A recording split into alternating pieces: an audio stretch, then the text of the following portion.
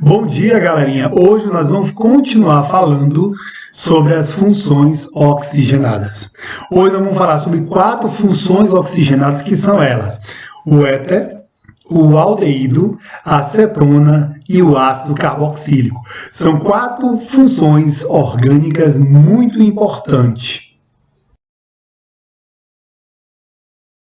Bem, hoje nós vamos continuar falando sobre as funções oxigenadas e hoje nós vamos falar sobre mais algumas dessas funções. Quem são elas? Gente, vamos falar hoje sobre a questão do éter. Como a gente sabe que ele é um éter? Primeiro, você deve observar que ele tem o oxigênio ligado a 2 carbonos.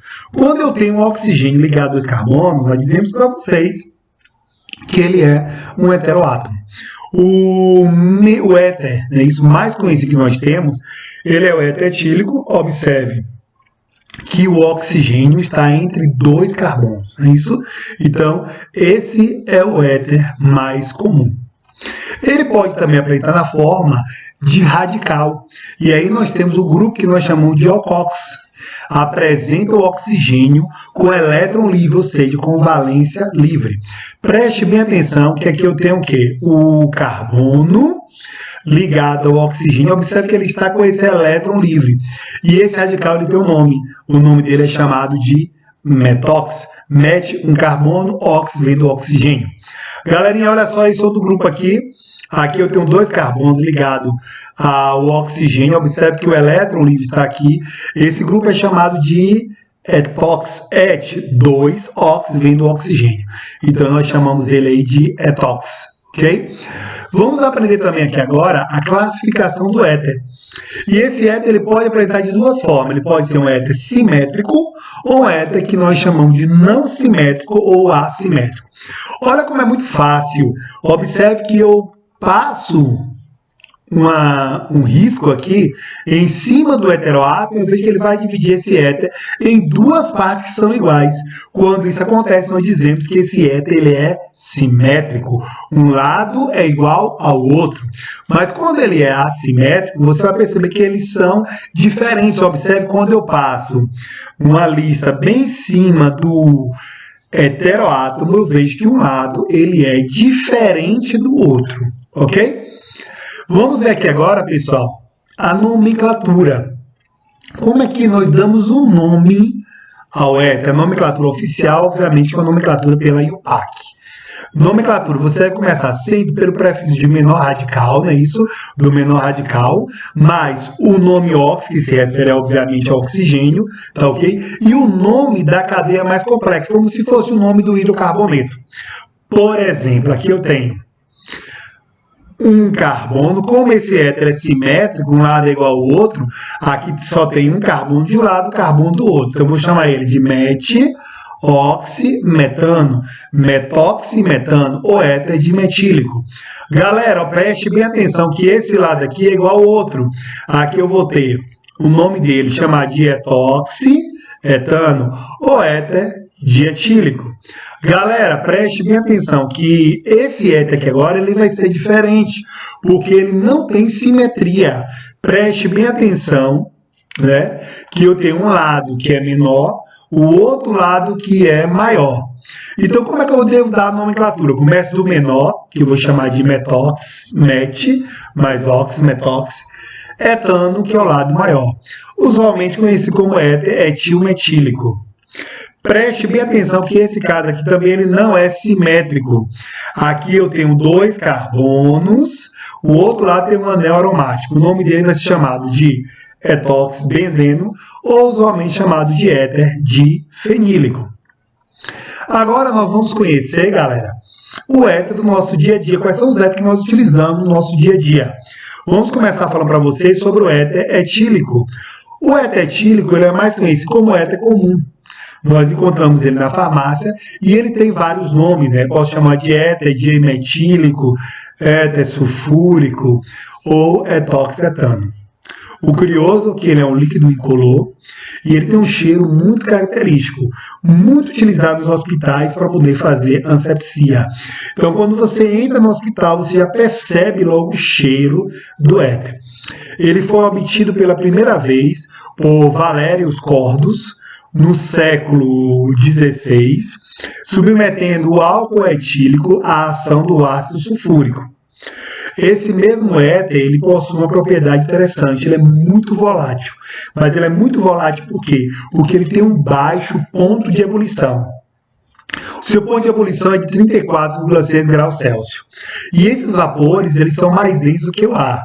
Por isso, ele se acumula mais no solo, formando com o oxigênio uma mistura extremamente inflamável.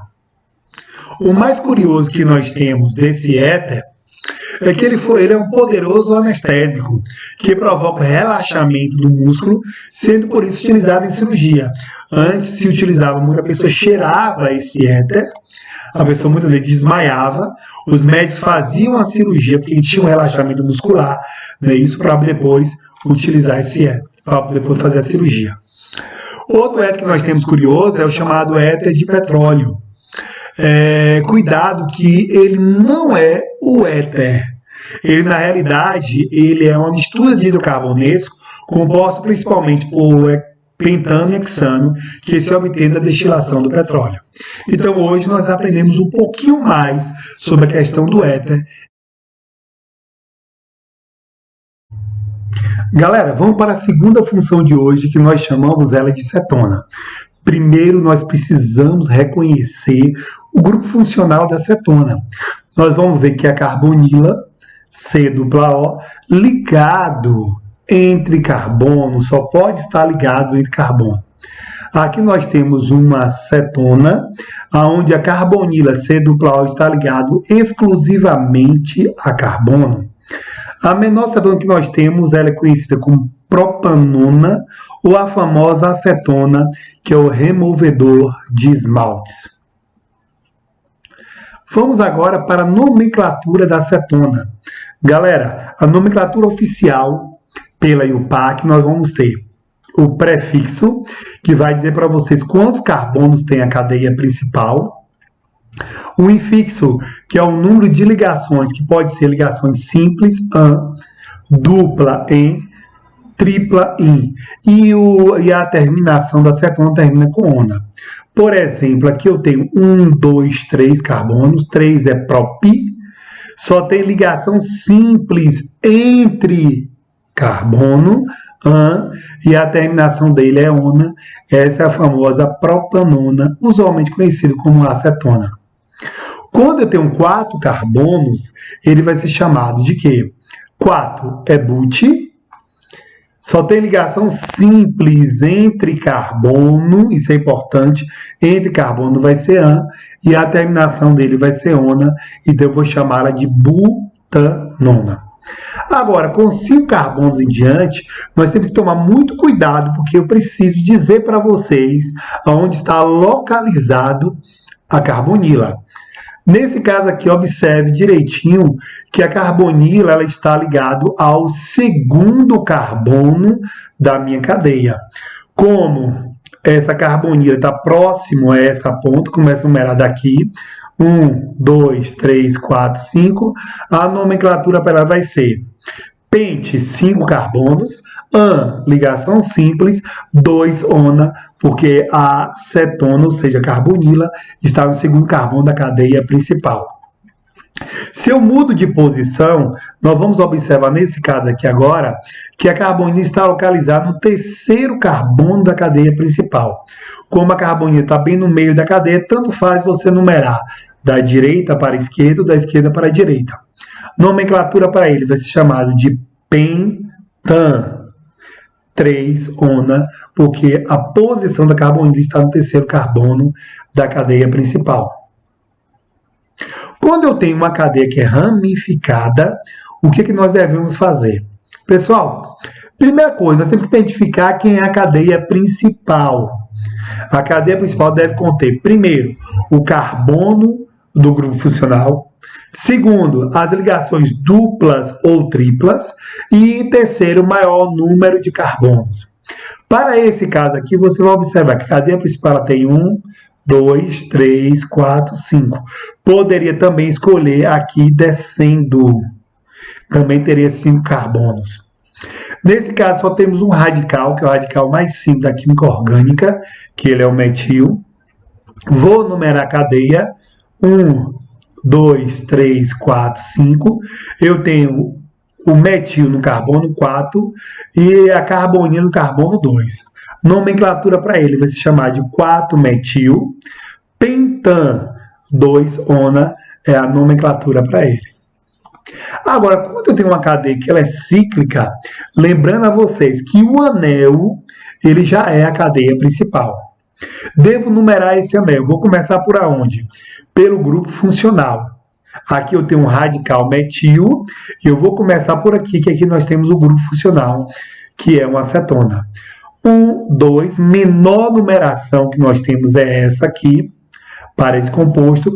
A nomenclatura dele vai se chamar de quê? 2-metil, ciclo, porque é um anel, cadeia fechada, pentanona é a nomenclatura para ele. Para o KD que é maior e que ela apresenta dois grupos funcionais, nesse caso nós devemos indicar onde estão esses grupos funcionais. Aí nós vamos chamar ela de uma dicetona ou uma diona. Ora, para essa cadeia, nós temos dois grupos funcionais e nós temos apenas um radical. Vou selecionar a cadeia principal, é a maior, que tem os grupos funcionais, não é isso? E aí você deve numerar a cadeia. Só temos aqui um radical, que é o radical metil, né? Numerando você vai ter 1, 2, 3, 4, 5, 6, 7, 8. O radical metil está no carbono 2 e as cetonas estão no 2 e no 4. Nomenclatura para ele vai ser chamado de 4-metil. Como são 8 carbonos oct, só tem ligação simples entre carbono, aí você vai ter no 2, no 5, diona, porque nós temos duas cetonas. Isso também pode acontecer, pessoal, numa cadeia que é fechada. E aí eu vou dar menor numeração para a cadeia a partir dos grupos funcionais. Numerando essa cadeia, né, só temos aqui um radical metil. Numerando, você vai ter 1, 2, 3, 4, 5. Nomenclatura para ele vai ser chamado de 2-metil, ciclo, cadeia fechada, pente, 5 carbonos, ligação simples entre carbono, 1,3, diona, é a nomenclatura para essa diona ou cetona. Vamos ver agora quais são as cetonas, isso com a nomenclatura usual. Porque além da nomenclatura oficial, eu tenho que aprender também a nomenclatura usual, que isso pode cair no Enem ou então pode cair no vestibular tradicional. Galerinha, você vai dar como a nomenclatura usual. Preste bem atenção que a carbonila, a gente chama ela de cetona. E aí você vai lembrar que nós temos dois radicais ligados a carbonila, ou seja, cetona. Por isso que é chamada de dimetilcetona. Observe que essa nomenclatura ela é usual, ela não é oficial, tá ok? Eu tenho a carbonila, o nome da carbonila, ele se chama de cetona. Nós vamos ter dois radicais ligados a cetona, então chama dimetilcetona.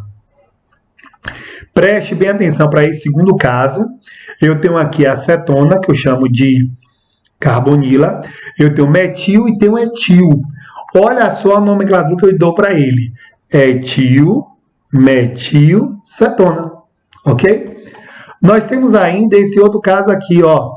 Aqui ele se chama, essa nomenclatura usual, de cetona. Nós temos dois anéis aromáticos ligados a essa cetona, que são chamados de fenil. Lembrando vocês que o benzeno, quando ele vira radical, nós chamamos ele de fenil, ok? Agora nós vamos ver a cetona que nós utilizamos no nosso dia a dia. Lembrando vocês que a propanona é a famosa acetona. Cuidado que é um líquido inflamável, incolor, com cheiro agradável e solúvel em água.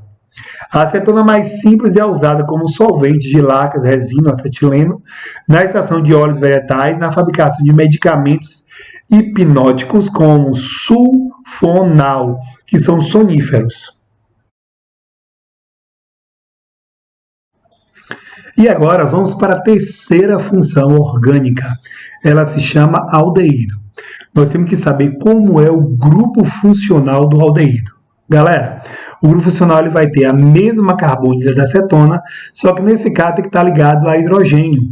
Pelo menos um hidrogênio. Aqui eu tenho a carbonila, C+O, ligada a hidrogênio. Então, essa função nós chamamos de aldeído. Cuidado para não confundir com a cetona, porque cetona ela vai ter a carbonila ligado apenas a carbono.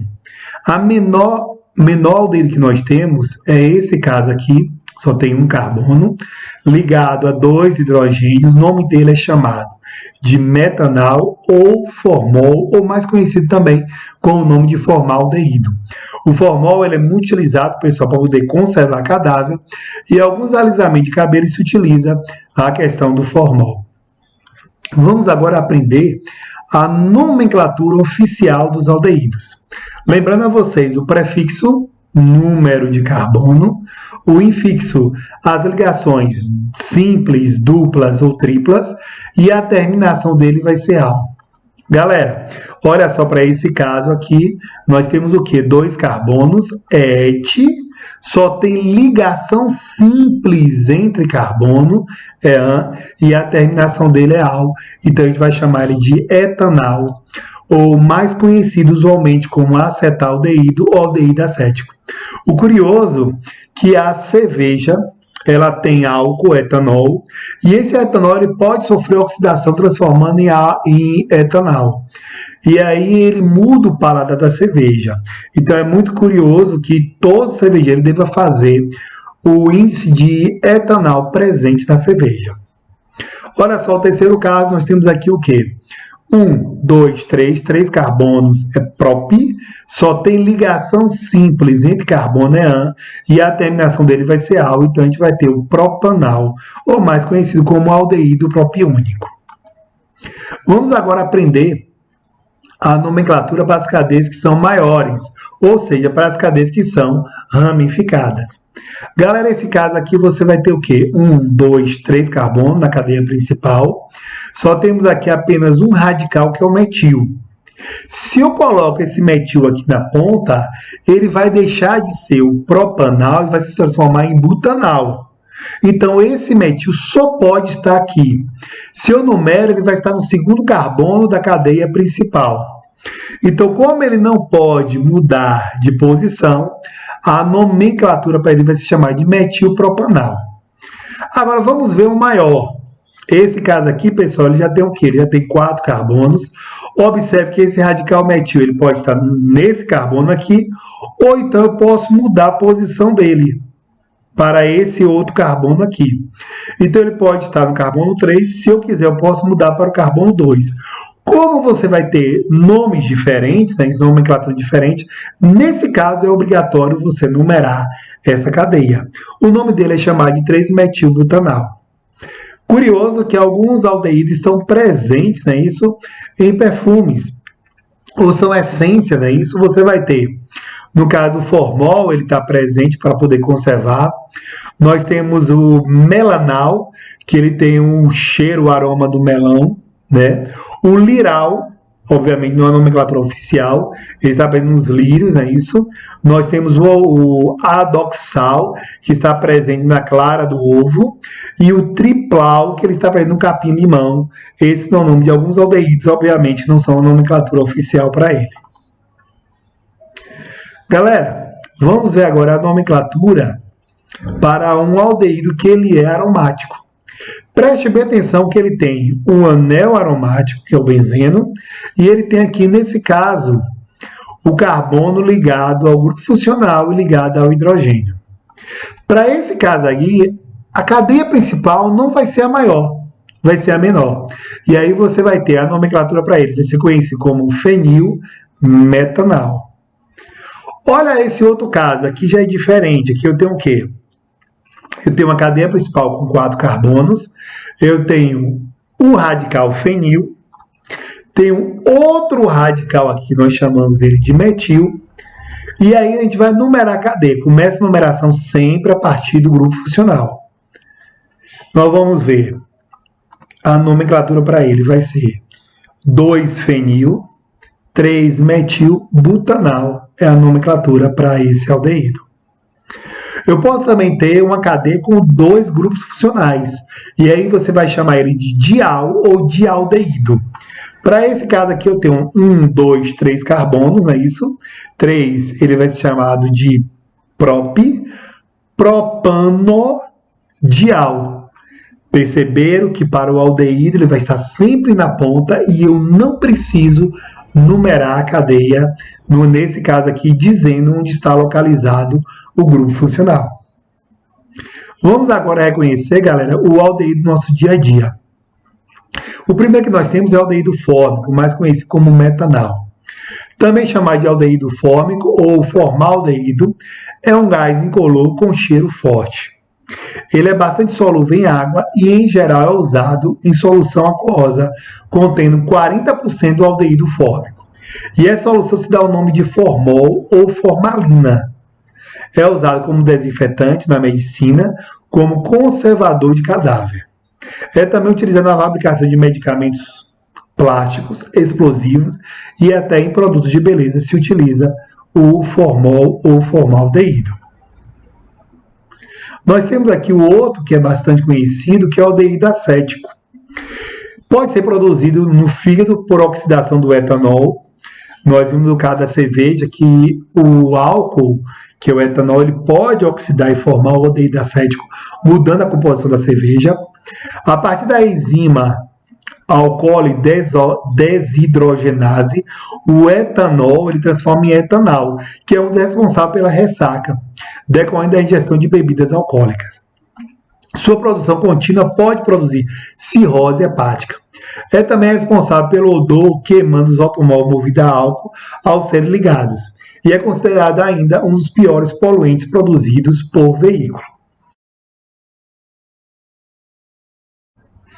Vamos agora, pessoal, para a última função. A última função de hoje, vamos chamar de ácido carboxílico ou carboxilato. Como é que eu sei que ele pertence a essa função? Galera, você vai observar bem que ele deve possuir a carboxila, que é o C-O-O-H. Ele vai ter a carboxila, nada mais é que a junção da carbonila mais a hidroxila. Quando você junta, coloca no mesmo carbono a carbonila e a hidroxila, nós vamos ter a carboxila. O menor que nós temos aqui, galera, ele é o ácido metanóico. Ele só tem um carbono, ou mais conhecido como ácido fórmico, que é o ácido produzido pelas formigas. Vamos ver aqui agora a nomenclatura oficial para o ácido carboxílico.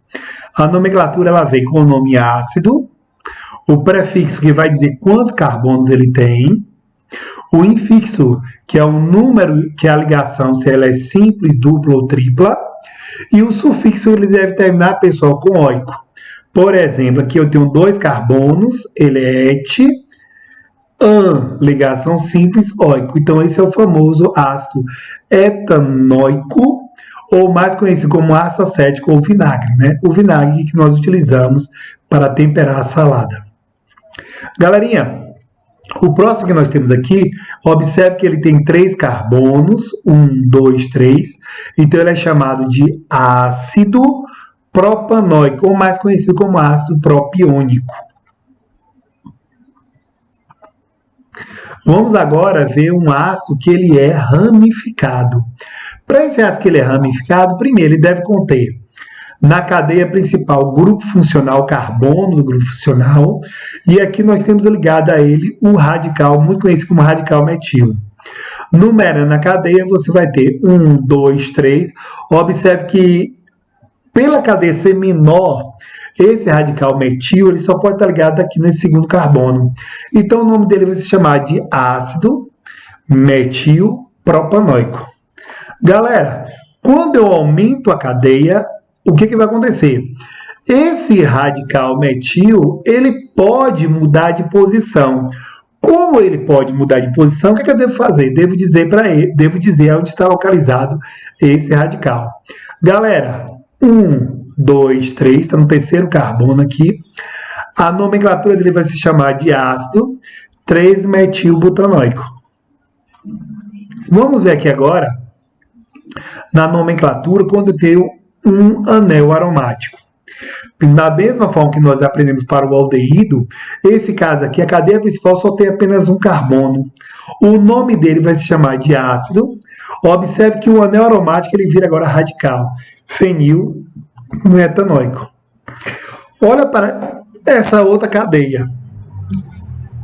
A cadeia principal tem 4 carbonos. Nós temos aqui novamente 2 radicais, o fenil e o radical metil.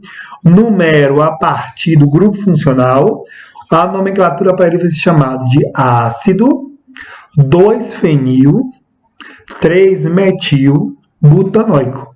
Olha, 2-fenil, 3-metil, como são 4 carbonos, é but, e aí eu vou chamá-lo de butanoico. Eu posso ter também na nomenclatura para o diácido ou dioico. Preste bem atenção que, nesse caso, os grupos funcionais só podem estar nas pontas. O nome dele vai se chamar de ácido propanodioico. Observe que eu digo que ele é um diácido no final, que vem o nome dioico, ok? Vamos ver aqui agora os ácidos carboxílicos do nosso dia a dia. O primeiro, que é o ácido fórmico, né? Esse é o ácido mais simples que nós temos. Ele é um líquido incolor, ele é cáustico, né? Que ele é corrosivo, de cheiro forte e irritante. Ele é responsável por causar inchaço e coceira após sua picada. Utilizado no tingimento de tecido e na produção de outros compostos orgânicos, como os desinfetantes. Nós temos o próximo, que também é muito conhecido, que é o ácido acético, ou mais conhecido como vinagre. Ele é um líquido incolor, de cheiro penetrante, de sabor azedo, por isso que ele é utilizado para poder temperar a salada. Ele é solúvel em água, álcool e éter. É responsável pelo sabor azedo, por isso o nome vinagre, que vem do latim acetum, que significa vinagre azedo, tá? Quando puro e isento de água, o ácido acético congela-se a uma temperatura de 16,7 graus Celsius, tornando-se um aspecto de gelo. Daí o nome ácido acético glacial, dado ao ácido acético puro. Nós temos também outro ácido que é muito comum, é o ácido para-aminobenzoico, ou mais conhecido como PABA. É um ácido que ele é hidrossolúvel, protege o corpo contra os raios solares e ajuda a manter a pele saudável e suave, sendo utilizado em protetores solares. Então nós temos aqui, ele tem 2 grupamentos funcionais, é o grupo ácido carboxílico, e além disso ele tem um grupo que nós chamamos de amina. Ele é muito utilizado para poder proteger a pele. Com isso nós terminamos todas as funções oxigenadas de hoje. Espero que tenham gostado.